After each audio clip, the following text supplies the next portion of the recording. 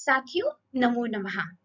तो यह लीजिए एक और नया पाठ गंगा पुस्तक से। मानो यहाँ तो भाई एनसीईआरटी ने ज्ञान की गंगा ही बहा दी है। अब आज जो कहानी हम पढ़ेंगे वह है संवादहीन शेखर जोशी जी की लिखी हुई है। बहुत ही प्यारी सी कहानी है और सेंटिमेंट बढ़ा देती है, भावनाएं करुणा वाली जगाने वाली ये कहानी है। एक बूढ़ी औरत की कहानी, बूढ़ी स्त्री महिला की कहानी, कैसे मानव संबंधों की विडंबना और टूटते संवाद की ये मार्मिक कहानी है।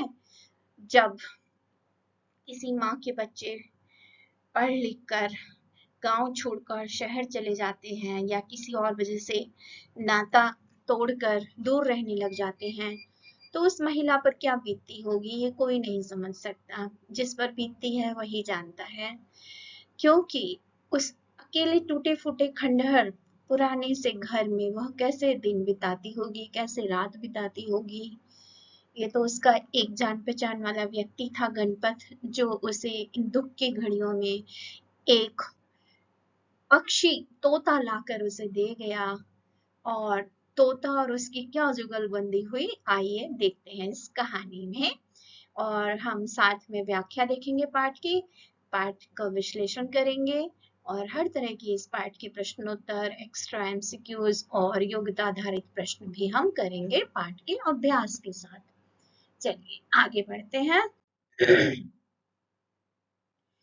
तो एक सूने घर, एक तोता और टूटते भ्रम की कहानी शेखर जोशी की लिखी हुई संवादहीन। इसमें एकाकीपन, आदर्शवाद के बीच का जो एक साइकोलॉजिकल कहना चाहिए, मनोवैज्ञानिक युद्ध चलता है ना, द्वंद्व चलता है दिलों में, उसी का यहाँ पर वर्णन किया गया है। कथाकार का परिचय देखते हैं। शेखर जोशी जी का जन्म 1932 अल्मोड़ा उत्तराखंड में हुआ था। साहित्यिक पहचान इन्हें किससे मिली? ग्रामीण शहरी समाज के जीवन मूल्यों और संघर्षों पे जो इन्होंने कहानियां लिखी हैं खासतौर पर, उनसे इन्हें साहित्य जगत में एक राइटर के तौर पर पहचान मिली। प्रमुख इनकी कहानियां हैं जो हम ग्रेजुएशन पोस्ट ग्रेजुएशन में भी पढ़ते हैं। कोसी का घटवार, और ये तो नेट के एग्जाम में भी है, साथ के लोग और दाजू, ये इनकी प्रसिद्ध कहानी है। और उसके बाद संवादहीन आप पढ़ ही रहे हैं।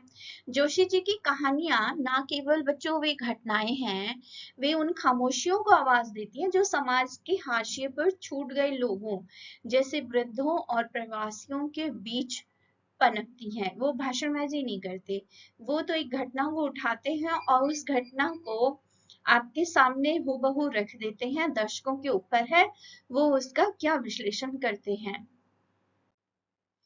तो विस्तार से जान लेते हैं। अभी मैंने उनका परिचय बताया। इन्हें उत्तर प्रदेश हिंदी संस्थान द्वारा महावीर प्रसाद द्विवेदी पुरस्कार तथा साहित्य भूषण सम्मान, मध्य प्रदेश शासन द्वारा अखिल भारतीय मैथिली शरण गुप्त सम्मान, श्रीलाल शुक्ल स्मृति इफ्को साहित्य पुरस्कार से सम्मानित किया गया।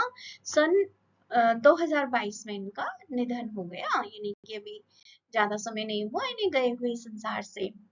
तो अकेलेपन और संवेदना की मार्मिक कहानी संवादहीन। संवादहीन का मतलब क्या हुआ? मतलब जब बातचीत ही ना हो। संवाद डायलॉग है ना, डायलॉग क्या है? बातचीत है, वार्तालाप है। मतलब दो रिश्तों में कोई बात ही ना हो, एकाकीपन से हम इसका मतलब निकाल सकते हैं। ठीक है, तो सबसे पहले हमने शेखर जोशी का जीवन परिचय पढ़ा और संवादहीन पाठ का परिचय लिया।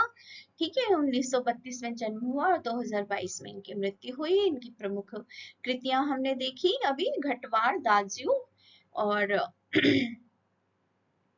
आगे संवादहीन, सामाजिक यथार्थ के रचनाकार। ठीक है, और इन महावीर प्रसाद द्विवेदी आदि पुरस्कार से नवाजा गया। ग्रामीण अकेलेपन और पलायन का चित्रण इन्होंने कहानी में खूबसूरती से किया है। मनुष्य और पशु पक्षी का टूट संबंध दिखाया है, मानवीय संवेदनाएं दिखाई हैं, और साथ ही न केवल संवेदनाएं, आदर्श और यथार्थ यानी कि सच्चाई का द्वंद्व, संघर्ष, स्ट्रगल भी दिखाया है। ठीक है, तो ये बहुत ही खूबसूरत कहानी है संवादहीन शेखर जोशी जी की। पाठ का उद्देश्य देखिए। पहला है मानवीय संवेदनाओं का ह्रास दिखाना, कि आज जो समय बदल गया है, पहले इतना नहीं था। अपने घर के बुजुर्गों का बच्चे बड़े होकर बहुत ही ध्यान रखते थे। वे समझते थे कि माता पिता का उन पर कर्ज है, गुरुजन का कर्ज है, तो माता पिता और गुरुजन की सेवा वो प्राण प्राण से करते थे। उनको बुढ़ापे में अकेला तो बिल्कुल नहीं छोड़ते थे। ये तो आज की पीढ़ी ही है जो स्वार्थी हो गई है, सिर्फ अपने बारे में सोचते हैं। ठीक है, उन्हें शहर में धन कमाना ज्यादा अच्छा लगता है और शहर में माता पिता को रखना नहीं चाहते, या किसी वजह से माता पिता खुद भी शहर में नहीं रहना चाहते, क्योंकि उन्हें शहर की प्रदूषण वाली और बंद छोटे छोटे कमरों की जिंदगी पसंद नहीं है, क्योंकि वो तो ग्रामीण उन्मुक्त हवा में रहने वाले जीव हैं जैसे कि। तो अकेलेपन और उपेक्षा की पीड़ा को उभारना, उसे दिखाना और उनकी संवेदनाओं से छात्रों को परिचित कराना, संवादहीनता के दुष्परिणाम बताना, प्रतीकात्मक प्रस्तुति, तोता और पिंजरा और समाज को जागरूक करना कि हम अपने बड़ों के प्रति संवादहीन न बने बल्कि संवेदनशील बने, करुणावान बने। जिसके हृदय में करुणा है वो ना तो समाज में किसी को दुखी देख सकता है और ना अपने घर में किसी की इस हालत को देखकर तरस ना खाए, ऐसा नहीं हो सकता। तो पृष्ठभूमि बैकग्राउंड क्या है कहानी की? गांव का पलायन और सूनी खंडहर। कहानी वहां से शुरू होती है कि कैसे बच्चे छोड़ जाते हैं बड़ों को, गांव से शहर की ओर चले जाते हैं धन कमाने के लिए। और खंडहर कहते हैं टूटे फूटे घर के हिस्से। पलायन मतलब छोड़ के चले जाना, पूत परिवार बहू बेटियां शहर के होकर रह गए, युवा पढ़ी पीढ़ी का मोहभंग दिखाया है। ठहराव, अब खेती बाड़ी नहीं, कारोबार नहीं, जमीन और रोजगार का अभाव है ना, एकाकीपन है कि बूढ़े बड़े घर का सूनापन, एक वृद्धा ताई, ताई आया है इसमें, जो बूढ़ी औरत है उसको ताई कहा गया है। यादों के सहारे सुने घर की भाई भाई काटना। यह कहानी केवल एक व्यक्ति की नहीं बल्कि पहाड़ के हर उस गांव की है जहां जीवन बस यादों और प्रतीक्षालयों में सिमट गया है। पात्र परिचय, त्रिकोणीय संघर्ष, ताई भावनात्मक निर्भरता, एकाकीपन से बचने के लिए एक पक्षी को अपनी ममता और दिनचर्या का केंद्र बना लेने वाली वृद्धा। जगन मास्टर है सिद्धांतवादी आदर्शवान और नियमों और खोखले सिद्धांतों से बंधा व्यक्ति जो स्वार्थ और सहानुभूति से कोसों दूर है। मिट्ठू भ्रम का प्रतीक, यह संवाद नहीं करता, केवल नकल करता है। वह घर के सन्नाटे को ढकने वाला एक सजीव खिलौना। भ्रमजाल, संवादहीनता में संवाद का आभास। मिट्ठू अब कैसे कटेगी जब दाई कहती है, गहरी चिंता और बुढ़ापे का डर। कटेगी कटेगी, तोता भी उसके साथ में उसकी भाषा में हिंदी में बोलना सीख गया है। और जब वो प्रश्न करती है अपने प्यारे तोते से कि मिट्ठू अब तो जिंदगी कैसे कटेगी अकेले, तो वह उसकी हिम्मत बढ़ाता है, कटेगी कटेगी, बिना भावना की यांत्रिक पुनरावृत्ति। क्योंकि तोता को जो शब्द आप सिखाओगे थोड़े बहुत वो इंसान से सुन के खुद सीख जाता है। ज्यादातर तो जो इंसान उसको सिखाते हैं राम राम जैसे मिट्ठू मिट्ठू, तो वही तोता दोहराने लगता है। कहानी की मुख्य विडंबना, मिट्ठू ताई की भावनाओं को नहीं समझता, लेकिन उसकी आवाज ताई को यह भ्रम देती है कि वह अकेली नहीं है। यह एक ऐसा संवाद है जिसमें शब्द हैं पर अर्थ नहीं है। कथाक्रम, टूटते भ्रम की समय रेखा, सुरक्षित सन्नाटा, मिट्ठू के सहारे ताई की दिनचर्या का चलना, है ना, स्थिरता स्टेबिलिटी। और कुंभ प्रस्थान, ताई का प्रयाग जाना और मिट्ठू को जगन मास्टर के घर छोड़ना। खोखला आदर्शवाद, जगन मास्टर द्वारा स्वतंत्रता के नाम पर पिंजरा खोलना, है ना, मतलब उसके मन में अनिश्चितता भरी है, अनसर्टेनिटी है। यथार्थ का प्रहार, मिट्ठू का बाहरी दुनिया से डरना, वापस आना और मास्टर द्वारा अपनी गलती छिपाने के लिए उसे गीता रटाना। ठीक है, द्वंद क्या है इसमें? भावना बनाम सिद्धांत। अब ताई में कैसे द्वंद चल रहा है ना, कि प्रेरणा भी है, ममता अकेलापन दूर करने की तड़प और व्यवहारिक सुरक्षा। उधर जगन मास्टर का प्रेरणा क्या है? किताबी सिद्धांत, स्वतंत्रता का दिखावा और आत्मसंतुष्टि। ताई का काम क्या है? पक्षी को पिंजरे में रखती है, उसके लिए खाना बनाती है, परिवार का सदस्य मानती है। जगन मास्टर बिना सोचे समझे कि तोता बाहर जीवित रह पाएगा या नहीं उसे उड़ा देता है। परिणाम क्या हुआ? ताई उसका एकमात्र सहारा और भ्रम है वो छिन जाता है जगन मास्टर के कारण, क्योंकि वो उसको पिंजरा खोल देता है ये सोच के कि आजाद कर दूं। पहले गर्व, फिर शर्मिंदगी और अंततः एक क्रूर जेलर बन जाता है। कहानी के मुख्य विमर्श, अकेलेपन का ताना बाना। यानी कि चर्चा का मुद्दा क्या है, इस कहानी के माध्यम से लेखक ने कौन सा मुद्दा उठाया है? वृद्धावस्था का जो अकेलापन है, वृद्धावस्था का अकेलापन, समय और परिवार द्वारा पीछे छोड़ दिए जाने की क्रूरता, जीवित रहने के लिए यादों का सहारा लेना, संवाद का भ्रम, मनुष्य की वह मनोवैज्ञानिक आवश्यकता जहां वह सन्नाटे से बचने के लिए एक तरफा संवाद को भी सच मान लेता है। मनुष्य पशु संबंध जब अपने पराये हो जाते हैं तब पशु पक्षी ही आत्मीयता का एकमात्र स्रोत बन जाते हैं। स्वतंत्रता का विरोधाभास, क्या वह आजादी जो किसी को असुरक्षित कर दे और डरा दे वास्तव में आजादी है? समाधीन कहानी, ग्रामीण वृद्ध स्त्री के अकेलेपन की संवेदनशील कहानी है। कहानी के दो मुख्य पात्र ताई और मिट्ठू है। ये बच्चों सार बता रही हूँ मैं आपको इस कहानी का संक्षेप में, ठीक है। और मिट्ठू ताई के लिए केवल एक तोता नहीं बल्कि संवाद का माध्यम और ममता का केंद्र है। इन दोनों के बीच कभी प्रेमपूर्ण संवाद है तो कभी नोक-झोंक भी रहती है। मनुष्य और पशु पक्षी के संबंधों को दर्शाने के साथ ही यह कहानी समकालीन जीवन यथार्थ की विसंगतियों जैसे पलायन, है ना, छोड़ के चले जाना यानी कि अकेलापन, और लोनलीनेस, आदर्श, है ना, आइडियल, और यथार्थ, सच्चाई के द्वंद्व को अभिव्यक्त करती है, प्रकट करती है। आइए विस्तार से पढ़ते हैं पूरी कहानी को, मजा आएगा, आपको अच्छी लगी मुझे कहानी। गहरी सांस लेकर ताई कहती, भगवान कैसे नैया पार लगेगी, और बंद पिंजड़े में अपने पंखों को फड़फड़ाता उछल कूद मचाता मिट्ठू उत्तर देता। क्या उत्तर देता? राम राम कहो, सीताराम कहो। ताई दोहराती, सीताराम सीताराम। ताई और मिट्ठू, मिट्ठू और ताई। अब ये दो ही प्राणी गांव के बीच स्थित बड़े घर के उस सूने खंडहर, खंडहर बच्चों यानी कि किसी भवन के टूटे फूटे अवशेष, एक दूसरे को सहारा देने के लिए रह गए थे।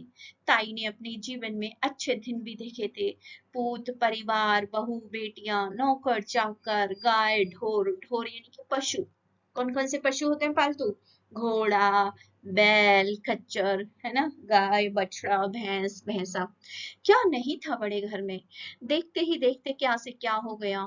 बहू बेटे गांव का मुंह छोड़कर शहरों के होकर रह गए। बेटियां अपने अपने हाथ पीले कराकर अपनी गृहस्थी में रम गईं। किसके भरोसे कारोबार संभलता? धीरे धीरे सब पराये हाथों में चला गया। जब खेती बाड़ी नहीं, कारोबार नहीं, तो नौकर चार कर किस दम पर टिकते? अपनी अकेली जान के लिए ताई 2 जून का 1 जून, 2 जून का मतलब 2 वक्त का, सुबह शाम का, अब 1 जून ही चूल्हा फूंक लेती, यानी कि चूल्हे पर रोटी अब वो एक ही वक्त बनाती।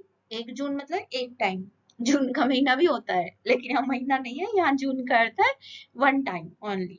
व्रत उपवास के बहाने चौका चूल्हा टाल जाती और कभी कभी आलस कर जाती, बेचारा अकेला आदमी क्या करेगा, अरे आज व्रत रख लेती हूँ, पूर्णिमा, मावस, है ना, सिर्फ तेरस, इस तरह के, या फिर एकादशी का व्रत, ऐसे करके चूका चौला यानी कि रसोई बनाना वो टाल जाती। पेट की समस्या उनके लिए कभी समस्या नहीं रही। मतलब इससे पता चलता है कि वो जीने के लिए खाती थी, खाने के लिए नहीं जीती थी। पर सूने घर की भाई भाई उसे उन्हें काटने को दौड़ती थी, यानी कि अकेलापन फील करती थी। भला हो गणपत का जिसने ताई के सोनेपन को सहारा दे दिया था। वह ना जाने कहां से एक प्यारा सा पहाड़ी तोता ले आया था और ताई की सारी ममता मिट्ठू पे बरस पड़ी। वह दिन रात मिट्ठू को लेकर ही बेचैन रहने लगी। जो ताई अपनी खातिर चूल्हा जलाने में आलस्य कर जाती थी, वही अब नियम पूर्वक मिट्ठू के लिए दाल भात बनाती, मिट्ठू के वक्त बेवक्त के तकाजों के लिए रोटी बचा कर रखती। अब ताई को इस बात की पूरी जानकारी रहने लगी थी कि किसके खेत में हरी मिर्चें तैयार हो गई हैं और किस पेड़ में फसल के आखिरी अमरूद बचे हैं। कुशाग्र बुद्धि छात्र की तरह मिट्ठू ताई की पढ़ाई पाठ को न केवल हूबहू दोहरा देता बल्कि एक दो बार सुनकर याद भी कर लेता था और मौके बेमौके ताई के सवालों का सटीक उत्तर दे देता। बड़े घर का सूनापन धीरे धीरे मिट्ठू की बातचीत से अब रौनक में बदल गया था। आस पड़ोस के बहू बेटियां बच्चों को गोदी में उठाकर मिट्ठू से उनका मन बहलाने के लिए आ जुटती और घर गुलजार हो जाता। सुबह पौ फटने लगती, है ना, पेड़ों में चिड़िया चहचहाती। पौ फटना कहते हैं एकदम भोर का समय, सूर्योदय जब होने ही वाला होता है। तो मिट्ठू भी जैसे ताई को भोर की झपकी से जगाने के लिए अपना पाठ शुरू कर देते। हर हर गंगे, हर हर गंगे, सीताराम बोल, सीताराम बोल, मिट्ठू राम राम, मिट्ठू राम राम। ताई अचकचाकर उठ बैठती, लाड़ से मिट्ठू को निहार कर आशीष देती, मतलब वो उसे देखती और फिर दुआ देती, उसे ब्लेसिंग देती। क्या, जीते रहो बेटा, जुग जुग जियो। और मिट्ठू भी बदले में बुजुर्गी दिखाते कहता, है ना, यानी कि जैसे वो बड़ा बन गया उसका, क्या कहता, खुश रहो खुश रहो। ताई निहाल हो जाती, इससे इस आवाज से ताई सुनकर बहुत खुश हो जाती। वृद्धावस्था का शरीर और उस पर नई गृहस्थी का भार, काम काज से थक कर ताई जब कभी पिंजरे को बगल में रखकर सुस्ताने लगती तो अनायास ही मिट्ठू से सवाल कर बैठती, मिट्ठू अब कैसे कटेगी। और नौजवान मिट्ठू ताई के बुढ़ापे का सहारा बनकर दमखम के साथ उन्हें दिलासा देते। क्या, दमखम मतलब पूरे जोश के साथ वो ताई की जो, जैसे एक नौजवान बेटा माँ का सहारा बनता है, ठीक वैसे ही जाने की तोता जो है वो नौजवान हो गया और दिलासा देते हुए एक ही शब्द बार बार बोलता, कटेगी कटेगी। ताई के थके शरीर में प्राण लौट आते, मतलब जैसे ताई तो ये शब्द सुनकर फिर से प्रफुल्लित हो उठती, जैसे उसके शरीर में फिर से जान आ जाती। और तब उस अलस दोपहरी, अलस कहते हैं बच्चों भयंकर दोपहरी, मतलब मिड मिड डे, दोपहरी में ताई मिट्ठू को अपनी राम कहानी सुनाने लगती, वैभव और सत्ता की बीते दिनों की गाथा, है ना। और काल की अतल गहराइयों से झांकता एक एक चेहरा ताई को नए नए प्रसंगों की याद दिलाता, यानी कि अपने बीते हुए पास्ट समय में जाती वो और वहां से जो अच्छी अच्छी अच्छी बुरी बातें होती वो उस तोता के साथ अपना पार्टनर समझ के उसको शेयर करती। साहब का रौबीला चेहरा, उनके उपकारों से दबी प्रजा की अनगिनत चेहरे, वे हाथी, वे घोड़े, वे खेल तमाशे, वे ब्याह शादियां, तीज त्योहार, जन्म और मृत्यु पर्व, वे भोज, वे दावतें, जमींदार साहब के दरबार की रौनक, उनकी गुणग्राहकता, उनकी तुनक मिजाजी कहते हैं थोड़ी थोड़ी बात में गुस्सा हो जाना, उनका गुस्सा, उनके इशारे पर मर मिटने वाले लोग। ताई घंटों तक मिट्टू मिट्टू को अपनी जीवन गाथा सुनाती रहती और बताती थी कैसे उनके पति एक अच्छे जाने माने जमींदार थे, गांव के सब पर रौब था उनका। और वह अपनी गर्दन टेढ़ी कर कभी धैर्यवान तोता बना रहता, मतलब पेशेंस के साथ उनको सुनता, और कभी अपनी समझ के अनुसार बीच बीच में टीका टिप्पणी अपना फीडबैक दे देता। ऐसा नहीं कि ताई और मिट्ठू का संवाद हमेशा प्रेम पूर्ण ही रहता हो। कभी कभी ताई थकी मांदी लेटी होती और अपनी किसी जिद को मनवाने के लिए मिट्ठू पिंजड़े में तूफान खड़ा कर देते और दाने की कटोरियों को जानबूझकर उल्टा देते तो खींचकर ताई कोसती, मेरी जान खाने को आ गया है, मर जा। और मिट्ठू भी उतने ही खींच के साथ हमला बोल देते, मर जा मर जा, मर जा मर। और मान मनोबल का दौर चलता और फिर एक दूसरे को वो मनाते, रूठना मनाना चलता और ताई और मिट्ठू की दुनिया पहले की तरह प्रेम से चलने लगती। ताई को घड़ी भर के लिए भी मिट्ठू का वियोग सहन नहीं हो सकता था, मतलब उनमें अपनापन हो गया था। कभी कभार गांव में थोड़ी देर के लिए भी नौते बुलावे में जाती तो दम 10 बार खिड़की दरवाजों की सांकलें टहोकर देखती, मतलब उनकी चिटकनी लगी है कि नहीं है, कहीं उड़ ना जाए।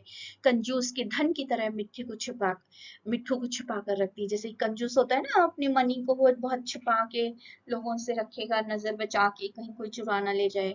तो वही उनको डर रहता है कि कहीं कोई तोता ले ना जाए या खुद से ना ये उड़ जाए ना समझी में पीछे।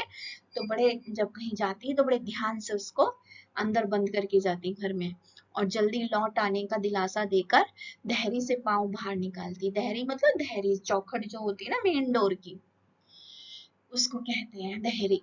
लेकिन एक संयोग आ पड़ा कि ताई धर्म संकट में पड़ गई। इस लोक में ताई ने लोग कहते हैं इस संसार में बहुत ऊंच नीच देखे थे। अब कभी परलोक की चिंता भी मन में घर कर जाती थी कि भाई ये जीवन तो जैसे कट गया, अब आगे क्या होगा। परलोक की भी धर्म कर्म कर ले, मतलब मरने के बाद दूसरे लोग जाएंगे और अच्छे कर्म नहीं किए तो फिर वहां भगवान सजा देंगे, है ना, अच्छा फल नहीं देंगे अगले जन्म का। तो इस यह सोच के वो कुंभ जाने का बच्चों फैसला करती है।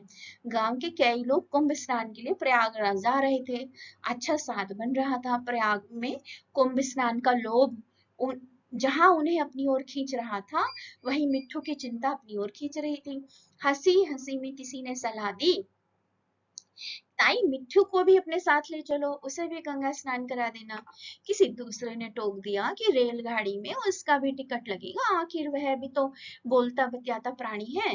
ताई पेशो पेश में पड़ गई। टिकट का पैसा भी वह मिट्ठू की खातिर खर्च कर देती, लेकिन मेले ठेले भीड़ भाड़ में उसकी सुरक्षा के बारे में उन्हें पूरा भरोसा नहीं था।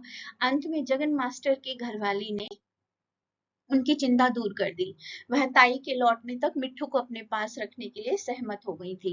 विदा के दिन ताई की आंसुओं की धार रुके नहीं रुकती थी और बार बार वह मिट्ठू को पुचकारती, जल्दी लौट आने का दिलासा देती। मिट्ठू भी उनकी बातों के उत्तर में हर हर गंगे राम राम सीताराम कहकर उन्हें भरोसा देते रहते कि वह जगन मास्टर की घरवाले के साथ प्रेम से रहेंगे।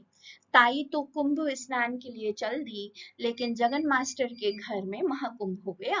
अपने पति से सलाह किए बिना मास्टराइन ने ताई का भार अपना लिया था और जगन मास्टर दूसरे मिजाज के आदमी थे। उन्होंने अपने कुछ नियम सिद्धांत बना रखे थे और भरसक कोशिश करते थे कि उनके कारण किसी को कोई कष्ट ना पहुंचे। स्वतंत्र विचारों के आदमी थे, दूसरों की स्वतंत्रता पर बाधा नहीं डालना चाहते थे।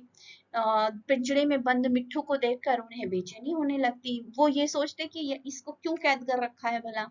जब जब मिट्ठू को देखते अपनी पत्नी की बुद्धि पे तरस खाते कि कहाँ से इसने ये जिम्मेदारी ले ली, इसको तो उड़ा देना चाहिए, और अपने आप को भी दोषी अनुभव करते।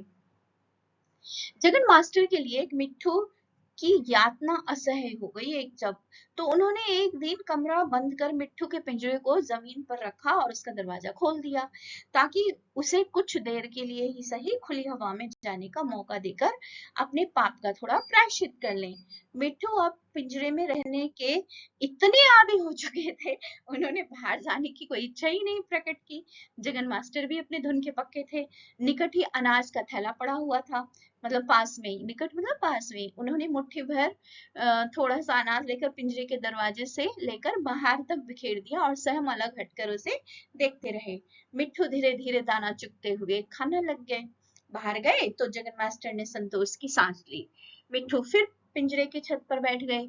एक दो घंटे बाद जगन मास्टर ने उन्हें पकड़कर फिर पिंजरे में बंद कर दिया और चैन की सांस लेकर पिंजरे को बरामदे में टांग दिया। अब अब आजादी का सुख स्वयं भोगते। मिट्ठू को बाहर आने के लिए अब क्या करते, जगन मास्टर हर रोज कमरा बंद करते, मिट्ठू को बाहर आने का आमंत्रण देते और उस आजादी का सुख स्वयं भोगते। यह क्रम 3-4 दिन तक चला ही था कि एक दिन मिट्ठू की नजर ऊपर खुले रोशनदान पर पड़ गई और सहज कौतूहलवश, कौतूहल मतलब कुछ जानने की जिज्ञासा होती है ना, नया नयापन जो लगता है कि जिज्ञासा होती है बाहर क्या है, तो वह पिंजरे की छत से तिरछी आंख अपने लक्ष्य की ओर देखकर रोशनदान पर पहुंच लिए। जगन मास्टर का ध्यान अचानक गीता रहस्य से हटकर मिट्ठू के पंखों की फड़फड़ाहट पर गया और फिर रोशनदान पर बैठे मिट्ठू पर। जगन मास्टर हाथ में अनाज लेकर आह आह की गुहार लगा ही रहे थे कि मिट्ठू ने फिर तिरछी आंख से रोशनदान के बाहर की दुनिया की ओर देखा और ये गए वो गए। अकेले मिट्ठू क्या उड़े, आदर्शवादी जगन मास्टर के हाथों के सभी तोते उड़ गए। ये मुहावरा है इस पाठ का बहुत ही सुंदर। हाथों के तोते उड़ गए मतलब कि वो जो है सकपका गए, डर से भयभीत हो गए, है ना, घबरा गए। ढीली धोती को दोनों हाथों से संभालते हुए बाग में एक पेड़ से दूसरे पेड़ के पास मिट्ठू आ पुकारते हुए पसीना पसीना होते रहे, और मिट्ठू एक डाल से दूसरी डाल पर, एक पेड़ से दूसरी पेड़ पर अपने पंख तौलने में मशगूल रहे। मतलब ऊंची उड़ान भरकर अपने पंखों का जैसे कि हिसाब किताब कर रहे हो, कितना ऊंचा उड़ सकता हूँ।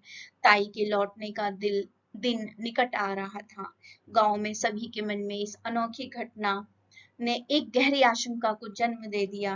ताई के तेज स्वभाव के अतिरिक्त मिट्ठू के प्रति उनके लगाव को सभी जानते थे, और लौटकर मिट्ठू को ना पाने पर उनकी क्या दशा हो सकती है, इसका अनुमान वे भली भांति लगा सकते थे।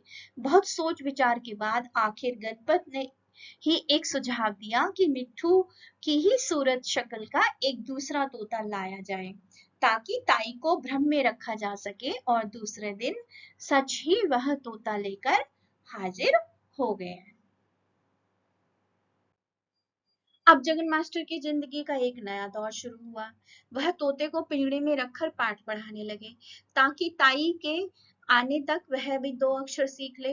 यह एक संयोग ही है कि जगन मास्टर ने अंतिम दिन ताई के मिट्ठू को गीता के 2-4 श्लोक रटाने की कल्पना की थी, ताकि गंगा स्नान का पुण्य का पर्व अर्जन करके प्राप्त करके ताई अपने मिट्ठू के मुंह से गीता सुन सके। लेकिन ये वह तो अनहोनी हो गई, और अब जगन मास्टर अपनी फिक्र के मारे खाना पीना छोड़कर घंटों पिंजरे के सामने बैठकर रटते, मिट्ठू राम राम सीताराम सीताराम, हर गंगे राम राम सीताराम। बोलते बोलते उनका गला सूख जाता। मास्टराइन भोजन ठंडा होने की शिकायत करती तो आगने दृष्टि से, देखिए दूसरा मुहावरा, मतलब क्रोध भरी आंखों से उनकी ओर देखकर पानी पीकर फिर दोहराने लग जाते, ताकि वो नया तोता पहले वाले तोते मिट्ठू तोते की जैसे बोलना सीख जाए, राम राम सीताराम हर गंगे। और फिर खींच कर कहते, मर जा मर जा। पर वह पिंजरे के अंदर से टुकुर टुकुर उन्हें देखता रहता, शायद उनकी बेवकूफी पर हंसता रहता हो। कुंभ स्नान से लौटकर सभी तीर्थयात्री अपने अपने घरों की ओर चल दिए, लेकिन ताई सीधे बड़े घर की ओर न जाकर जगन मास्टर के दरवाजे पहुंची। ताई सोच रही थी कि उन्हें देखते ही मिट्ठू राम राम सीताराम की रट लगाकर आसमान सिर पर उठा लेगा, मतलब बहुत शोर करेगा उन्हें देखकर, पिंजरे में कूद फान मचाकर तूफान खड़ा कर देगा। लेकिन वहां बैठे एवजी मिट्ठू, एवजी विशेषण मिट्ठू के लिए क्यों आया, मतलब पहले वाले तोते के एवज में, उसके बदले में जो चीज आती है वहां पे एवजी शब्द। तो एवजी मिट्ठू ने उन्हें देखकर कोई हरकत नहीं की, वह केवल इधर उधर ताकता रहा, मतलब देखता रहा। ताई अपने मिट्ठू को गुहार कर थक गई। गुहार देखिए कितना अच्छा शब्द आया है, मतलब पुकार कर उसे आवाज देती, मिट्ठू मिट्ठू। लेकिन उसके सूनेपन का साथी ना जाने किन अमराइयों में घूम रहा होगा। अच्छा कीवर्ड आया इस पाठ में, अमराई। अमराई का अर्थ होता है आम के बगीचे। ठीक है, आप देखिए रचना से संवाद। मेरे उत्तर मेरे तर्क, निम्नलिखित प्रश्नों के सटीक उत्तर चुनिए और यह भी बताइए कि आपको ये उत्तर उपयुक्त क्यों लगते हैं। कहानी में ताई और मिट्ठू का संबंध किस बात को दर्शाता है। परोपकार और त्याग, ममता और स्नेह, करुणा और क्रोध, जिज्ञासा और सहायता। तो मेरे ख्याल में ममता और स्नेह इसका सही उत्तर है। क्यों उत्तर ये सही है, क्यों उसने कहा कि ये सही है लेखक ने, क्योंकि मिट्ठू ताई के लिए केवल एक पक्षी नहीं, बल्कि उनकी ममता का केंद्र है और संवाद का एकमात्र माध्यम था। प्यार की डोर से बंधे थे दोनों, एक इंसान था और एक पक्षी था जो कुछ ही शब्द ताई की जैसे बोल सकता था। दूसरा प्रश्न, जगन मास्टर द्वारा मिट्ठू को पिंजरे से बाहर निकालना किस भावना का मूल्य का संकेत देता है। करुणा और नैतिकता का। क्यों, लॉजिक क्या है कि जगन मास्टर ने पिंजरे में बंद मिट्ठू को यातना को महसूस किया और अपने पाप का प्रायश्चित करने के लिए उसे स्वतंत्र कर दिया। मिट्ठू का उड़ जाना किस विचार को प्रस्तुत करता है, स्वतंत्रता की चाह। तर्क क्या है, पिंजरे के आदि होने के बावजूद जब मिट्ठू ने बाहर की दुनिया देखी तो उसकी नैसर्गिक मुक्ति की इच्छा जागृत हो गई। नैसर्गिक कहते हैं स्वाभाविक, नेचुरल। मुक्ति मतलब आप जानते ही हैं स्वतंत्रता। ताई के जीवन के दुख का मुख्य कारण क्या था? चौथा प्रश्न है, तो मुख्य कारण था परिवार से दूरी, खवला और संवाद का अभाव। कारण क्या रहा? ताई के बहू बेटे गांव छोड़कर शहरों के हो गए थे, जिससे उनका घर एक सूने खंडहर जैसा हो गया था। पांचवा है, कहानी में मानव समाज में व्याप्त किस विसंगति को उजागर किया गया है? अकेलापन। तर्क क्या है? यह कहानी ग्रामीण वृद्ध स्त्री के अकेलेपन और संवादहीनता की संवेदनशील अभिव्यक्ति है। मेरी समझ मेरे विचार के प्रश्न देखिए। भगवान कैसे नैया पार लगेगी? ताई इस वाक्य में किस नैया की बात कर रही है और वे यह बात क्यों कर रही हैं? यह नैया से तात्पर्य बच्चों ताई के जीवन और उनकी गृहस्थी से है। उनकी जो गृहस्थी थी, उनके घर के सदस्य तो बाहर चले गए थे नौकरी पेशे पर, अकेली रह गई थी। ताई यह बात इसलिए कह रही हैं क्योंकि उनके बेटे बहू गांव का मुंह छोड़कर शहरों के हो गए थे और बुढ़ापे में उस सूने घर में उन्हें अपना भविष्य अंधकार में लग रहा था। उन्हें चिंता थी कि बिना किसी पारिवारिक सहारे के उनका शेष जीवन कैसे कटेगा। प्रश्न 2, धीरे धीरे सब पराये हाथ में चला गया, इस वाक्य में किस घटना की ओर संकेत किया गया है? यह वाक्य गांव से शहरों की ओर पलायन की सामाजिक घटना की ओर संकेत करता है। ताई के परिजन शहर चले गए थे, जिसके कारण उनकी खेती बाड़ी, घर का रखरखाव और दैनिक कामकाज अब नौकर चाकरों या दूसरे दूसरे पराये हाथों भरोसे चल रहा था। ताई की सारी ममता। तीसरा प्रश्न देखिए, मिट्ठू पर बरस पड़ी क्यों? ताई के घर में कोई और सदस्य, बच्चे या पोते पोतियां नहीं थे जिससे वे अपना स्नेह जता सकें। जब गणपत मिट्ठू तोता को ले आया तो ताई को अपने अकेलेपन में संवाद का माध्यम मिल गया, एक ममता का केंद्र मिल गया। मिट्ठू की मीठी बातें और उसकी उपस्थिति ने ताई के जीवन के सूनेपन को मानो भर दिया था। एकाकीपन को किसने? मिट्ठू ने। उनके जीवन का बुढ़ापे का अहम हिस्सा मिट्ठू था। अब ताई को इस बात की पूरी जानकारी रहने लगी थी कि किसके खेत में हरी मिर्च तैयार हो गई है और किस पेड़ में फसल के आखिरी अमरूद बचे हैं। इस वाक्य द्वारा ताई के व्यक्तित्व में आए परिवर्तनों के विषय में क्या क्या पता चलता है? इस वाक्य से पता चलता है कि मिट्ठू के आने के बाद ताई के निराश और एकाकी व्यक्तित्व में जीवंतता और सक्रियता लौट आई थी।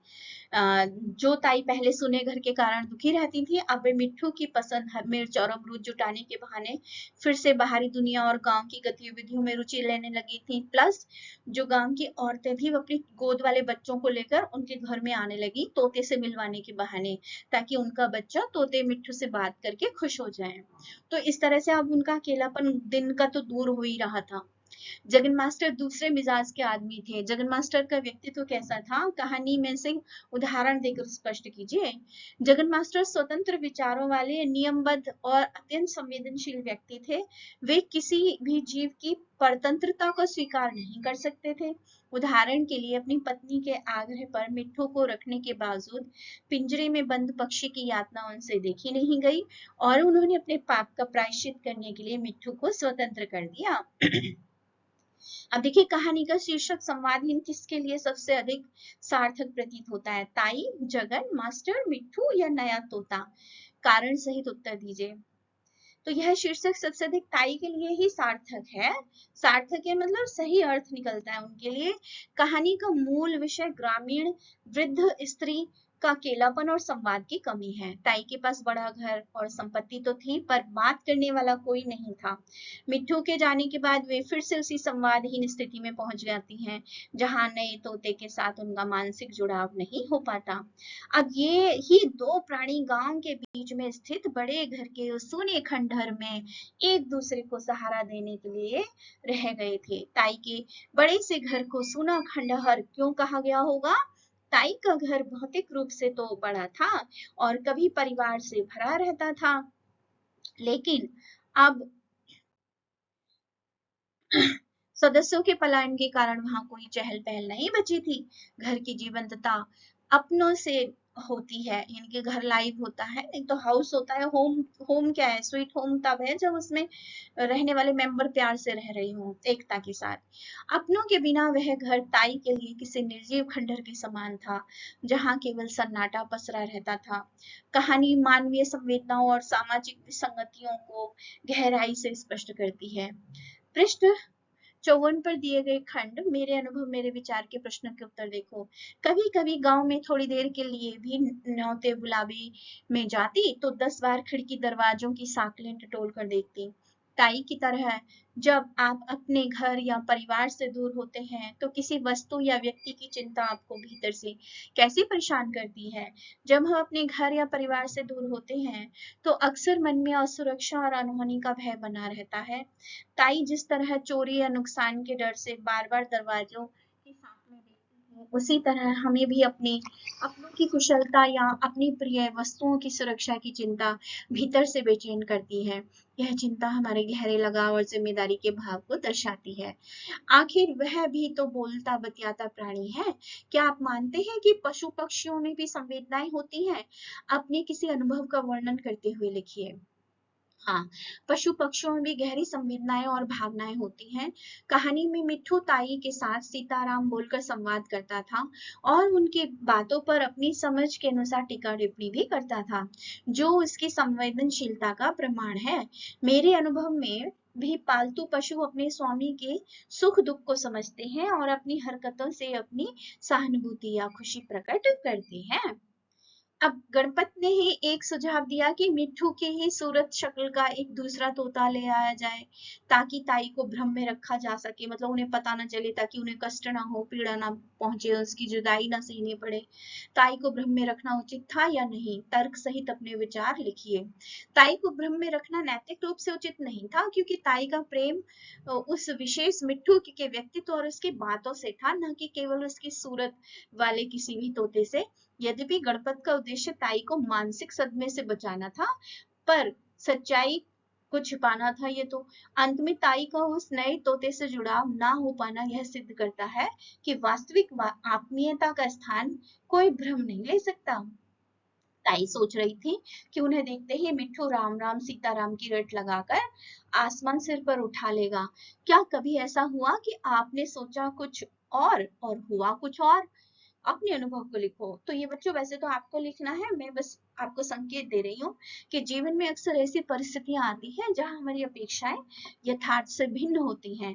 ताई ने मिट्ठू से बहुत उत्साह की उम्मीद की थी, पर वहां मिट्ठू की जगह दूसरा तोता था, जो चुपचाप बैठा रहा, क्योंकि वो संवेदना के स्तर पे उनसे जुड़ाव नहीं था उसका। ऐसे अनुभव हमें सिखाते हैं कि स्थितियां हमेशा हमारे नियंत्रण में नहीं होती और हमें अप्रत्याशित बदलावों के लिए तैयार रहना चाहिए। ये दूसरा प्रश्न है, इसे पढ़िए और समझिए। पीपीटी बहुत लंबी हो रही है। फिर ये देखिए बच्चों, मैं अतिरिक्त प्रश्न लाई हूँ। संवादहीन का क्या अर्थ है? संवादहीन का अर्थ है आपसी बातचीत या संप्रेषण का अभाव। कहानी के मुख्य पात्र कौन है?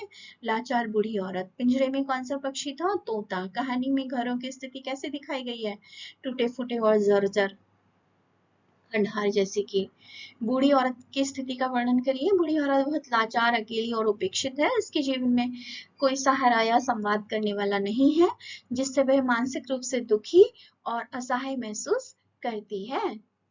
अच्छा, तोता कहानी में किसका प्रतीक है? सिंबॉलिक भी है ये कहानी। तोता उस बूढ़ी औरत के अकेलेपन और बंधन का प्रतीक है। जैसे तोता पिंजरे में कैद है, वैसे ही बूढ़ी औरत भी परिस्थितियों वश उस खंडहर से घर में कैद है। संवादहीनता का क्या प्रभाव पड़ता है? संवादहीनता से रिश्ते कमजोर होते हैं, अकेलापन बढ़ता है और व्यक्ति मानसिक रूप से दुखी हो जाता है। ये सीवीक्यूज है, आप पढ़िए और समझिए। अब पहेलियां हैं ये, हालांकि आप अपने आप बनाओ, लेकिन ये मैं बनाने की कोशिश की है आपके लिए। पढ़ के समझेंगे। देखिए बूढ़ी औरत कैसे है। ये प्रयागराज जब गई थी वहां का चित्र है। ये घर में अकेली बैठी हुई है, दूसरा तोता कुछ बोल नहीं पाता है। अब इस कहानी का अगर हम शिल्प देखें, जैसे कविता का काव्य सौंदर्य होता है, कहानी और नाटक का शिल्प सौंदर्य होता है, तो इसमें चित्रात्मकता और बिंब कहाँ है कहानी में?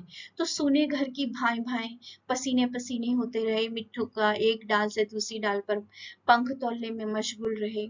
तो ये जो सूने घर के भाई भाई हैं, ये बिंब घर के भौतिक खालीपन और ताई की मानसिक अकेलेपन की गूंज को स्थापित करता है। दूसरा वाला जो वाक्य है, यह दृश्य जगन मास्टर की असहायता और मिट्ठू के प्राकृतिक संघर्ष को संजीव करता है। अकेले मिट्ठू क्या उड़े, आदर्शवादी जगन मास्टर के हाथों के सभी तोते उड़ गए। मुहावरेदार भाषा का सटीक प्रयोग जो स्थिति के व्यंग को उभारता है। अब भाषा और शिल्प लोकधर्मी भाषा की लय, मतलब कि आम जनता की भाषा है इसमें। तो कहानी भाषा नहीं कहती केवल, वह गांव का पूरा परिवेश रचती है। शेखर जोशी की ये कहानी। अब इसके शब्द युग मुझे सुंदर लगते हैं। वृत्त उपवास, चौका चूल्हा, आस पड़ोस, अड़ोस पड़ोस, ये शब्द गांव की सहज दिनचर्या और सामाजिकता को दर्शाते हैं। आंचलिक शब्द सहजता से आए हैं। सांकल, जंजीर, दहली, चौखट, ढोर, पशु, ये शब्द पाठक को सीधे पहाड़ी गांव की जमीन पर उतार देते हैं। तो इस भाषा का प्रयोग कहानी को यथार्थवादी और पात्रों को हमारे आसपास का बनाता है। व्याकरणिक संदर्भ देखिए, अर्थ के आधार पर वाक्य रचना। ठीक है। कहानी का अंत, एक तीखी विसंगति। जगन मास्टर का उद्देश्य था एक जीव को स्वतंत्र करना, अपेक्षा और यथार्थ का मिश्रण। जब तोता बाहरी दुनिया में टिक नहीं पाया तो मास्टर ने अपनी गलती छिपाने के लिए उसे वापस कैद कर दिया। जो जगन मास्टर पिंजरे का विरोधी था, वह ताई से भी बड़ा जेलर बन गया। उसने न केवल मिट्ठू को कैद किया, बल्कि उसे अपनी मर्जी से गीता के श्लोक रटने पर मजबूर किया। ये व्यंग भी है। ठीक है। अब हम बच्चों को दिखाकर उनसे इस पाठ से कि आपने क्या क्या सीखा प्रश्न करके पूछ सकते हैं। जैसे कहानी के केंद्रीय पात्र सेंटर जो करेक्टर है वो कौन से है? तो सेंट्रिक है बूढ़ा पिता, बेटा बहू और ताई। ठीक है। उसके बाद में तोता है और फिर गणपत है। महत्वपूर्ण घटना क्या है? भावनात्मक दूरी, रिश्तों की पीढ़ीगत अंतराल, संवादहीनता, है ना। और महत्वपूर्ण घटनाओं में फिर पिता की चुप्पी, बेटे की व्यस्तता, संवादहीनता की पीड़ा, ये भी आ जाते हैं। प्रमुख समस्या क्या है? भावनात्मक दूरी, अकेलापन, उपेक्षा, महानगरीय जीवन, मौन और चुप्पी, अखबार, रेडियो, मानवीय संवेदनाएं, बुजुर्गों का सम्मान, संवाद की आवश्यकता, ये कहानी का संदेश है। ये देखिए बेचारी अकेली बैठी है, पीछे घर टूटा फूटा खंडहर उसका। आप कभी अपने बुजुर्ग माता पिता, दादा दादी, मम्मी पापा को जीवन भर संकल्प लो, इस कहानी से सीखो, अकेला नहीं छोड़ोगे, क्योंकि आपके ऊपर कर्ज है उनका। अपना दूध पिला के माँ ने पाल पोस के बड़ा किया है, पिता ने आपका आजीविका दी है, माँ भी आजीविका देती है ना। पालन पोषण में धन लगता है ना, वो भी कमाते हैं ना, आजकल तो दोनों ही काम करते हैं। तो ताई एक ऐसे पक्षी से बात कर रही थी जो केवल नकल कर सकता था, संवाद नहीं। तो कहानी का हर पात्र अपनी अपनी दुनिया में कैद है, कोई किसी की सुन नहीं रहा है। कहानी एक ज्वलंत प्रश्न भी छोड़ जाती है कि हमारे भरे परे पूरे समाज में ऐसे कितने सोने घर और ताइयां हैं जो किसी भी तरह के संवाद के लिए तरस रहे हैं। क्या हम उन्हें सुन रहे हैं? ये कहानी वैसे विस्तृत है, लेकिन हाँ छोटे बच्चे का समझ के थोड़ी सार रूप में दी गई है। धन्यवाद। शुभ दिवस बच्चों और साथियों, अध्यापक साथियों। अगर आपको ये पसंद आई, आपको हेल्प हो रही है, सहायता मिल रही है क्वेश्चन आंसर में, प्लीज सब्सक्राइब कर लो बेल आइकन दबा के, ताकि अगली वीडियो की सूचना आपको मिल जाए। वीणा वादनी चैनल को सब्सक्राइब करो, लाइक करो, शेयर करो, कमेंट करो। अपनी प्रतिक्रिया दोगे तो आपकी दिल की उदारता प्रकट होगी। धन्यवाद। शुभ दिवस।